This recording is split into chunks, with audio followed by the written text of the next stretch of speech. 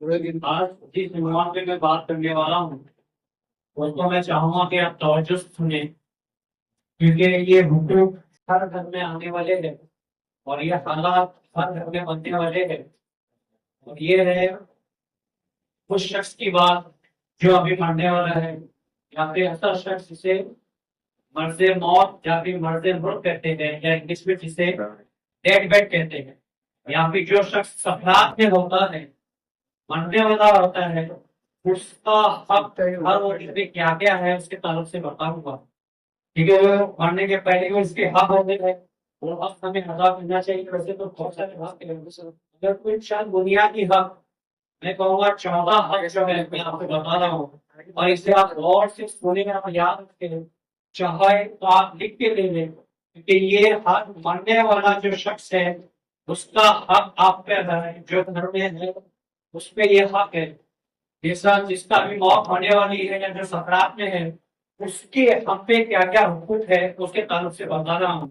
سب سے پہلا یہ ہے کہ اسے دہنی کروٹ پر لٹائے اور اس کا منہ جو ہے قبلہ رخ کرے، دہنی بولے تو سیدھے ہاتھ پہ لٹا کر اس کو ایسا کریں کہ اس کا رخ قبلہ رخ کرے، اور اگر یہ ممکن نہیں ہے کہ وہ کروٹ نہیں سو سکتا تو بہتر طریقہ یہ ہے کہ اس کو چتا سلایا جائے، اس کے پیر قبلے کی طرف ہو اور اس کے سر کے نیچے آپ تکیا رکھیے تاکہ اس کا رخ، اس کی نظر جو ہے وہ قبلہ ہو۔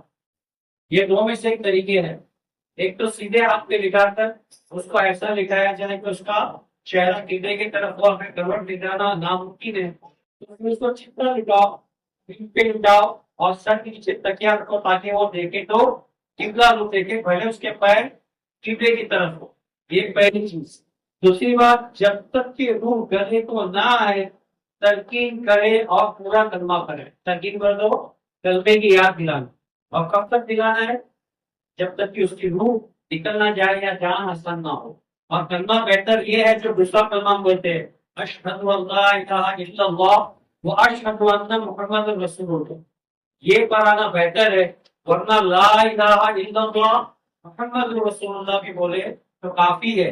اس میں ایک بہت ضروری احتیاط ہے جو آپ نے لینا ہے، آپ نے یہ کلمہ اس کے بازو بیٹھ کر صرف پڑھنا ہے، اس کو یہ نہیں بولنا کہ تو پڑھ، یہ نہیں بولنا کہ تو پڑھ لا الہ الا اللہ محمد رسول اللہ، کیونکہ وہ سکرات میں ہے، موت کی تکلیف میں ہے، اس کی جان نکل رہی ہے، ہو سکتا ہے اس تکلیف میں اور اس چیز میں وہ بے نجات نہیں پڑا، اگر اس نے انکار کیا تو حکمت میں جائے گا، اس کی ذمہ دار آپ ہوں گے۔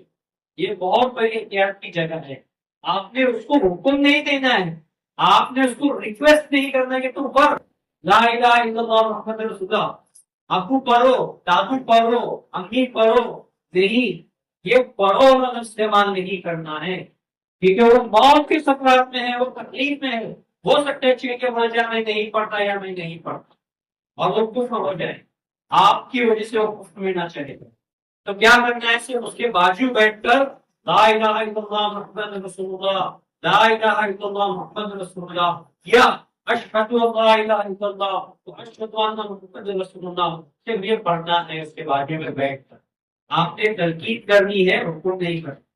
یہ دوسری بات۔ تیسری بات،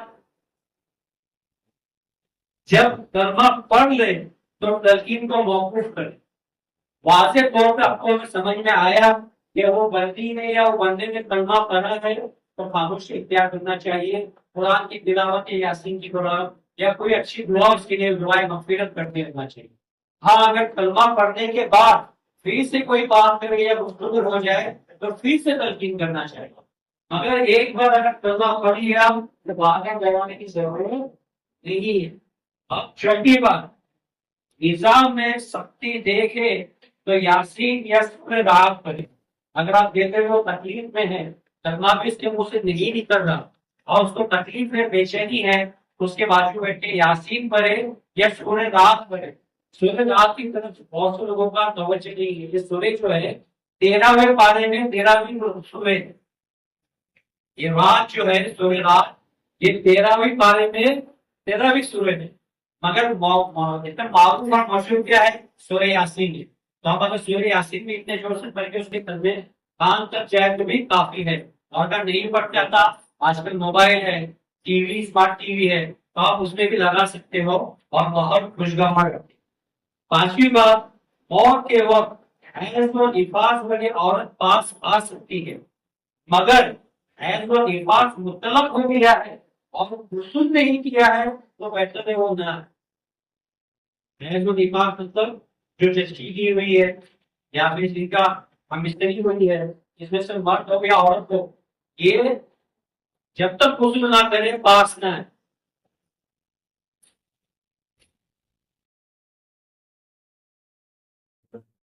جب تک یہ غسل نہ کرے یہ پاس نہ ہے.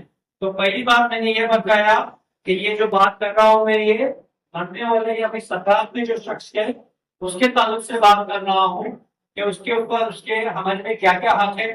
کہ جب وہ مرض موت پہ ہے تو سب سے پہلے اس کے دہنے کا رخ یا سیدھے ہاتھ پہ لٹائے اور اس کا چہرہ قبلہ رخ ہو، یا پھر اگر یہ ممکن نہیں تو اس کو پیٹھ پہ لٹائے اور اس کا پیر قبلہ رخ کرے تاکہ اس کا چہرہ قبلہ رخ ہو، اور اس کے سر کے نیچے تکیہ دے تاکہ اس کی نگاہ جو ہے وہ قبلہ رخ.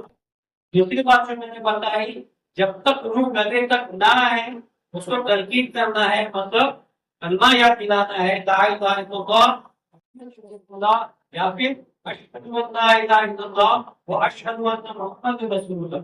یہ صرف تلقین کرنی ہے، حکم یا ریکویسٹ نہیں کرنی، اس کو بولنا نہیں ہے کہ تو یہ پڑھ، کیونکہ وہ تکلیف میں ہے، وہ سکرات میں ہے. وہ ہو سکتا ہے غفلت میں یا غصے میں کہہ دیں کہ میں نہیں پڑھتا یا میں نہیں پڑھتی، تو وہ کفر ہو جائے گا اور اس کے ذمہ دار آپ ہوں گے. تیسری بات یہ بتائی کہ نظام میں سختی دیکھے تو سورہ یاسین یا سورہ رات پڑھے.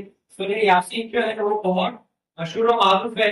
سورہ رات جو ہے وہ 13ویں پارے میں 13ویں جو ہے سورہ ہے. چوتھی بات یہ، جب وہ کلمہ پڑھ چکا واضح طور پہ وہ شخص جو سکرات میں ہے، چاہے وہ مرد ہے یا عورت ہے، واضح طور پر اگر وہ کلمہ پڑھ چکا تو پھر تلقین کرنے کی اور ضرورت نہیں. حتیٰ کہ اگر اس درمیان پھر سے کوئی بات ہو، اس نے پانی مانگا یا کوئی بات کی تو پھر واپس اس کو تلقین کر سکتے. آپ پانچویں بات جو بتا رہا ہوں وہ یہ، بلکہ موت کے وقت حیض و نفاس ہوئی اور اس کے پاس آ سکتی، مطلب دوران حیض و دوران نفاس بھی پاس آ سکتی، مگر حیضہ ختم ہو چکا یا پھر نفاس ہو چکا تو جب تک غسل نہ آئے اس حالت میں اس کے قریب وہ نہ آئے تو بہتر ہے. اب چھٹی بات، مکان میں کوئی تصویر زندہ یا پھر حیات کی فوٹو ہے، جانور ہے یا پھر کوئی چرندہ پرندہ، اس کی اگر فوٹو ہے یا فریم لگی ہوئی، یا پھر اگر گھر میں کوئی کتا ہے تو یہ گھر سے دور کر دے، اس کو نکال دے.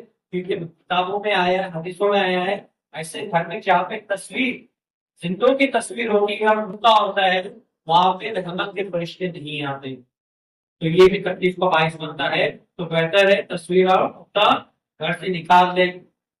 پھر تلقین کرنے والا کوئی نیک شخص ہو، بہتر کوئی نیک بیٹا، نیک بیٹی یا ماں یا بیوی، اگر کوئی گھر میں جو نیک ہے وہ تلقین کرے تو بہتر ہے. ایسا کوئی نہ ہو جو اس سے حسد رکھتا ہو، منہ پہ تو وہ کلمہ بنا رہا ہے اور دل میں یہ اس کی نیت کو بنانے کا تو اچھا ہے. ایسا شخص جس کو معلوم ہے کہ زندگی میں اس نے نفرت کی ہے یا دشمنی رکھی ہے، بہتر ہے ایسے شخص کو تلقین کے لیے نہ بٹھائے. کوئی دیکھ ہو، دیکھ سے مراد یہ بھی نہیں کہ آپ کسی مولانا مولوی کو ملا کے بٹھائے کہ جب تک پڑھتا نہیں تو اس کو کرنا پڑتا. اس کا مطلب یہ بھی نہیں. گھر میں سے جو نہیں ہو، جو اچھا بندہ ہو، بہتر ہے کہ وہ اسے تلقین کرے. اور اس وقت گھر میں خوشبو رکھنا مستحب ہے. خوشبو سے مراد توبان جلائے یا اگربتی جلائے، اس کی خوشبو ہو گھر میں یہ بہتر ہے. اور دعا خیر کرتے ہیں. کوئی ایک تلقین کر رہا ہے تو سب بیٹھ کے اس کو کلمہ پڑھنے کی ضرورت نہیں.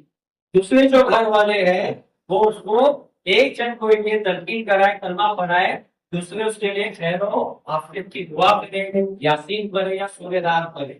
اب 8واں پوائنٹ، جب روح نکل جائے تو اس کا منہ، آنکھ، ہاتھ اور پیر اس کا جو ہے ڈال دے. منہ اور آنکھ بند کر دے.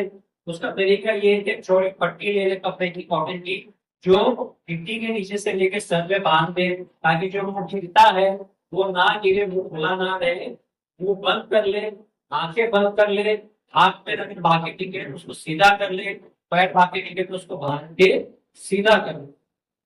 پھر میت کے پیٹ پر کوئی لوہا یا پھر کوئی ایسی ہلکی چیز رکھے، کیونکہ نارملی میت ہو جاتی ہے، جب روح قبض ہو جاتی ہے تو ہم لوگ اس شخص کو پیٹ پہ ہی لٹاتے ہیں. پیٹ پہ لٹانے کے بعد نارملی پیٹ پہ جو ہے گیس بنتی ہے، اور گیس بننے کے بعد جب پیٹ بہت بنتی ہے تو یہ نہ ہو، اس کے لیے پیٹ پہ کوئی وزندار چیز رکھے. ایسی وزندار چیز رکھے کہ پیٹ دبا رہے، جب پیٹ بھی نہیں بس پیٹ دبا رہے، یہ اس کا حق ہے. اب نویں بات، میت کے پورے سارے بدن کو کپڑے سے ڈھانپ لے اور زمین سے تھوڑا اونچائی پہ رکھے، جسم تک ہو یا پھر چوپائی پہ رکھے. اس کی وجہ دو ہے. سب سے پہلے اسلام میں میت کا بھی عزت ہے. یہ نہ ہو کہ زندگی بھر بستر پہ سوتا رہا، کرسیوں میں بیٹھتا رہا، اور پھر میت بھی اس کو زمین پہ لٹا دی، چٹائی پہ لٹا دی. ایسا نہ ہو، اس کا عزت اور احترام کرے، اس کو چوپائی پہ یا پھر تختہ ہوتا ہے تختے پہ لکھنا ہے. اور دوسری بات یہ ہے کہ زمین کی ٹھنڈک جو ہے وہ جسم میں اثر کرتی ہے. ہو سکتا ہے کہ زندگی لگ جائے جسم پہ، ناپاکی لگ جائے یا پھر درد غبار لگے، اس کے لیے بہتر ہے کہ اس کو تخت یا چوپائی پہ لکھا ہے. مگر وہی ایسی حالت میں ہے، مفلسی میں ہے کہ زندگی بھر زمین پہ ہی بیٹھا رہا، سوتا بھی زمین پہ ہی ہے، اس کے گھر میں چوپائی ہے ہی نہیں، چٹائی پہ ہی اس کی زندگی گزری، تو اس آپ چٹائی پہ رکھ سکتے ہو. مگر بہتر یہ ہے کہ اس کو زمین سے تھوڑا تختہ وغیرہ لا کے تھوڑا اونچائی کر کے اس کی بدن کی، اس کی میت کی عزت کرے. 10 پوائنٹ، مرتے ہو باز اللہ اگر اس کی زبان سے اگر کوئی کلمہ نکل جائے تو اس پہ کفر کا حکم نہ لگائے یا فتویٰ نہ دے، کیونکہ ممکن ہے کہ موت کی سختی میں اس کی عقل جاتی رہی ہو، یا پھر بے ہوشی کی حالت ہو، یا پھر اس نے جو کلمات کہے ہم نہ سمجھ پائے. یہ ہوتا ہے کہ کچھ باتیں ہمارے سے سمجھ میں آتی ہے کہ وہ کچھ غلط بات کہتا، تو آپ اس پہ فتویٰ نہ لگائیں کہ کفر میں مار، اس کی عزت کرے. آپ سمجھ سکتے ہو موت کی سختی کی ہارڈ ہوتی ہے، کتنی سخت ہوتی ہے، وہ سکرات میں ہے، اس کی جان نکل رہی ہے، ہو سکتا ہے اس کو اس کی زبان سے کچھ نکل جائے، ہو سکتا ہے کہ جو ایسا بولے ہمیں سمجھ میں کر لیا، کوئی اگر بات کر دی اور ہمیں سمجھ میں بھی آئے تو ضروری نہیں کہ ہم یہ بات کہنا ہے، لوگوں میں کہے کہ اس میت کی عزت رکھے، اس کی عزت قائم رکھے، اس کو آپ سنبھالے، اس کی عزت قائم رکھے. اور 12واں پوائنٹ یہ کہ میت کے ذمے اگر کوئی قرض یا کوئی دین باقی ہو تو جلد سے جلد میں آتا. کوئی قرضہ ہے یا کوئی دینے کا معاملہ ہے، اس کا کچھ پیسہ بقایا ہے باقی دینے کا، تو جلد سے جلد یہ دین کی حدیث میں آتا ہے کہ جب تک اس کے اوپر قرضہ رہتا ہے جو ہے کی روح مطلب ہے یہ حدیثوں میں. اور آخری پوائنٹ 13واں پوائنٹ میں سیکنڈ لاسٹ پوائنٹ میں اپنی 13واں یہ بتا دوں کہ دفن اور دفن میں جلدی کرے. اس کے تعلق سے بہت سارے حدیثیں آئے کہ اس میں تاخیر کرنا نہ کرے، قصدن تاخیر نہ کرے، جتنے جلدی ہو اتنا جلدی غسل میں، جتنا جلدی ہو اتنا اس کو دفن کرے اور میت کو اس کی مٹی کے حوالے کرے. اور آخری اور بہت اہم پوائنٹ جو ہم میں بہت اکثر جو ہے اس سے قابل ہے، وہ جو ہے بہتر ہے کہ گھر کا اس کا اپنا کوئی اس کے لیے نماز جنازہ ہو. اب ہمارے میں سے کتنے ہیں جس کو نماز جنازہ آتا ہے؟ آپ کو ایمانداری ہاتھ اٹھا کے بتاؤ کتنے وہ نماز جنازہ کراتے رکھتی ہے، یہ صحیح طریقے سے یقینی طور پر وہ صحیح پڑھتے. یہ ہم کو ہمارے گھر کی میت کے لیے کوئی اور بھی بولانا لگتا ہے نماز جنازہ پڑھانے.